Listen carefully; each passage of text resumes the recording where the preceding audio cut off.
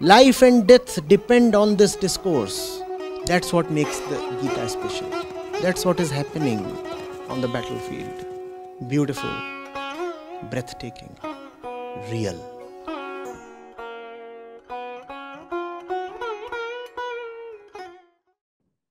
Pranam Acharya. I'm saying mind lives in hierarchy. Okay. So I have so there are some social reformers, and then there are some spiritual mystics. So is there any difference between both? If a social reformer is working from a right center, No. they both are same. You cannot be a true social reformer without being spiritual at heart. And if you are indeed spiritual, then your existence will definitely result in social reform. So at their best places, these two are one. However, these two are not necessarily one, because you have social reformers of all hues and shades, and you have spiritual masters of all kinds. So I said at their best place, these two are one. The true spiritual teacher will also be a true social reformer. But if we are talking of run-of-the-mill kinds, then these two can be very distinct, because you have had many social reformers who knew nothing of spirituality, and that's the reason why the kind of reforms they wanted to bring only proved divisive and counterproductive and problematic, as history has shown. Similarly, there have been mystics and all who had no intention towards social reform. Their works too have not only not brought illumination, but has actually acted to create a lot of confusion. So you can know the real social reformer by this, that at his core he will be a sage. And if he is not a sage at his core, then the social reform he is bringing in is just some kind of partisan agenda or communal agenda or something.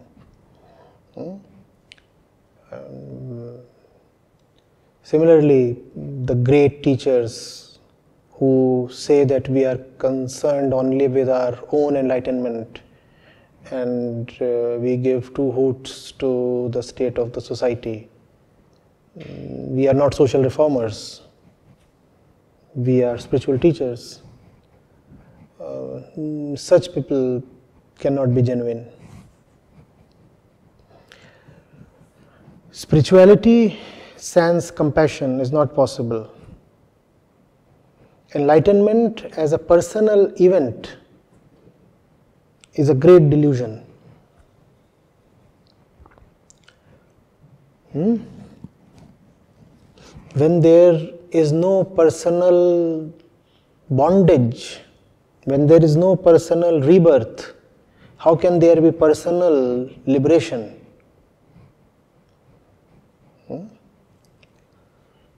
The false self is something of a network.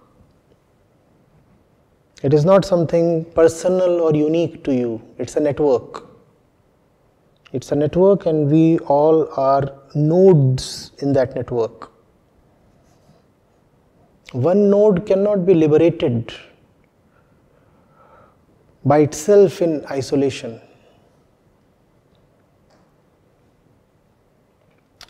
Therefore, the real spiritual person will have to be, by compulsion, a social reformer. It's a compulsion because you cannot have personal enlightenment. You are here to dismantle the entire network, not just your own little personal node.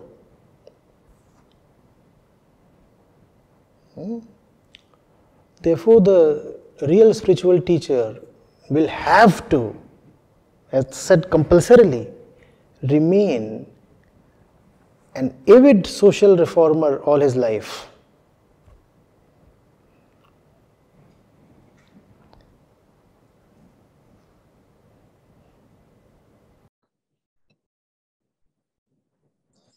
Sir, we have two people in the past century, U.G. Krishnamurti and J. Krishnamurti.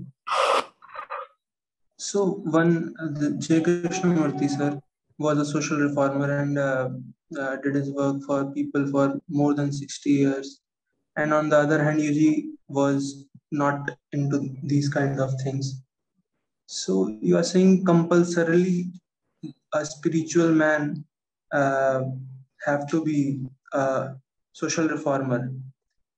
And then comes one more hierarchy that my mind always tracks, that two words. I don't know much about those two words, but still I want to ask. JeevanMukti and Videh-Mukt. So I don't know much about it, but can I know something about that? See, if you are to talk in terms of hierarchy, the spiritual teacher comes first, the social reformer comes later. First thing. The mind is the first thing. The world is an extension of the mind. You do not say that the world exists and the mind emerges from it. That would be sheer materialism. The mind is the central thing and the word projects itself from it. So, society, which is the world, obviously comes later. Spirituality, which deals with the mind, obviously comes first. So, that's the thing. Now, about JeevanMukti and Videh-Mukt. Among these two, the JeevanMukt is the highest that one can aspire for. Who is Videh-Mukt? The one who is free either of the body or along with the body. It can be interpreted either way. The one who is free along with the body is there, but he is free. Or the one who is free of the body, that's the Videh-Mukt. Higher than Videh-Mukt is the JeevanMukt, and JeevanMukt is the absolutely highest ideal India has had to give to the world. Because the world and all the religious streams in the world have always talked of the highest being possible to you only after death. If you have lived a great life, then you will have a great afterlife. So there is a heaven or Jannat or some other place waiting for you. Even in the Indian Puranic tradition, there is Swarg.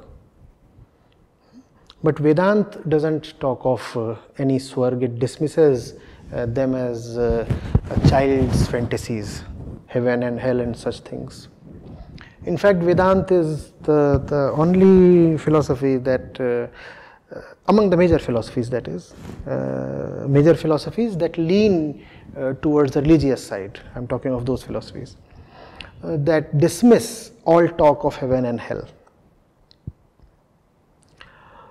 So, the highest that is possible is not after this life, the highest that is possible is in this life.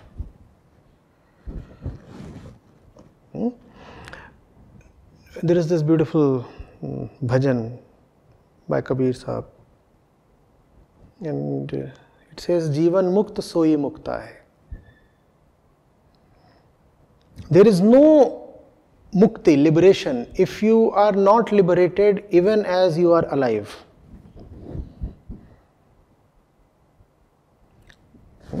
There is no liberation if you are not liberated even as you are breathing and alive.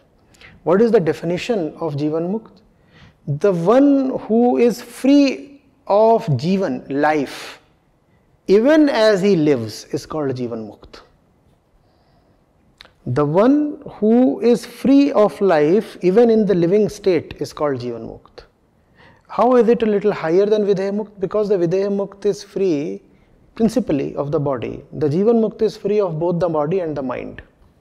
Because that which we call as life, for human beings, it's more of a mental happening than a physical happening.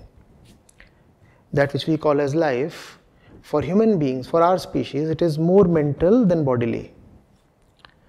Therefore, JeevanMukti is considered a bit higher than Videha-Mukti, though if you go into the nitty-gritty of it, JeevanMukti and Videha-Mukti have to be one. You cannot be free of the body if you are not totally free of the mind. So the Videha-Mukti will have to be a JeevanMukti. But then, talking in a practical sense, the way these two words have been traditionally understood, JeevanMukti is a higher, rather the highest state. Be free of life in life. What is life for us? All these, this, all this is life, right? Be free of it. That's JeevanMukti. JeevanMukti. Not dead, living, breathing, but still free of all that he lives on, all that he eats, all that he relates to, the people he talks to, the money in his pockets, his past, his future, his body, his relationships, his aspirations, his hopes, his delusions.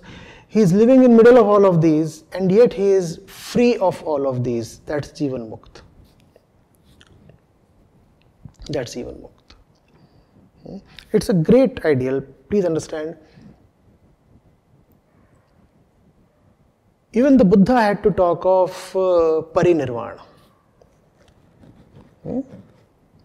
Nirvana as if was not sufficient. Even the Buddha admitted that as long as there is the body and you are alive, bondages will remain.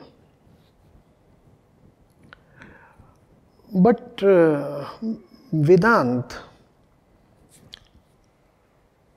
is far more optimistic, far more upbeat. It says no, it is not necessary. Being a JeevanMukti is possible. You can be in the middle of it and yet be free of it. So that's the pole star. That's what guides you along your journey. The JeevanMukti ideal. Are you getting it? I do not know whether it is attainable. But just the fact that it even mentally exists is so very comforting and so very empowering. That life is not meant to be spent in grudges, in trivia, in all the petty things. You can live as the JeevanMukti. It is possible.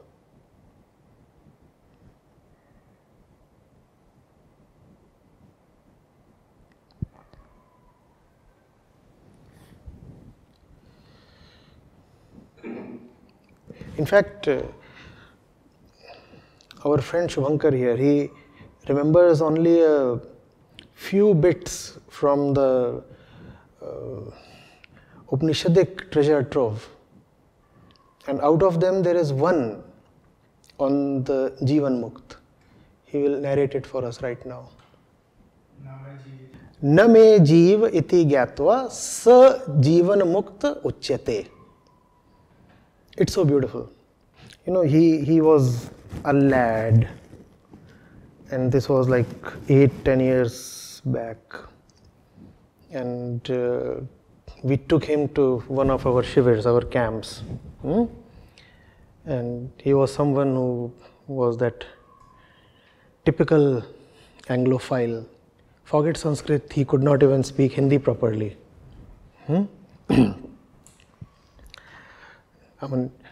Our Darius speaks better Hindi than Shubhankar used to do 8 or 10 years back. So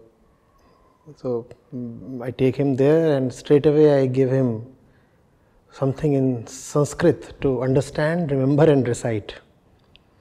And that was the JeevanMukti chapter from the Ribhu Gita. And this was the definition of the JeevanMukti.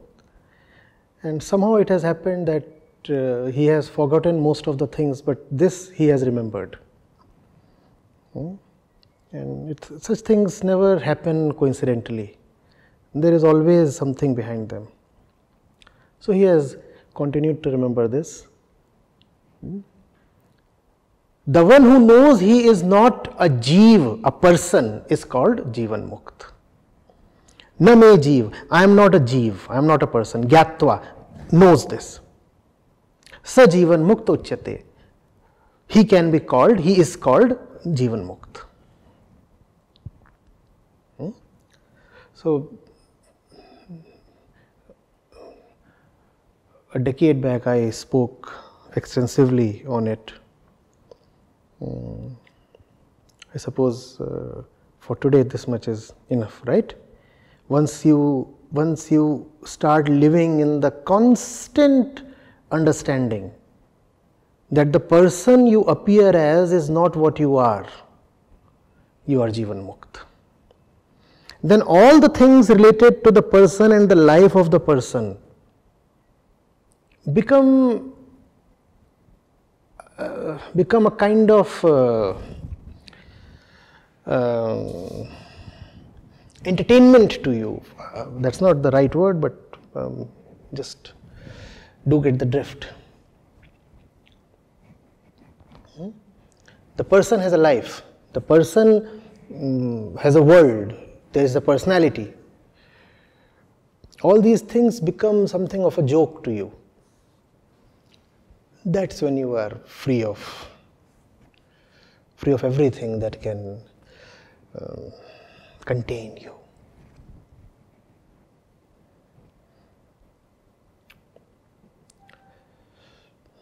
You have disappeared. I think we'll move on to the next question. No, that's JeevanMukti.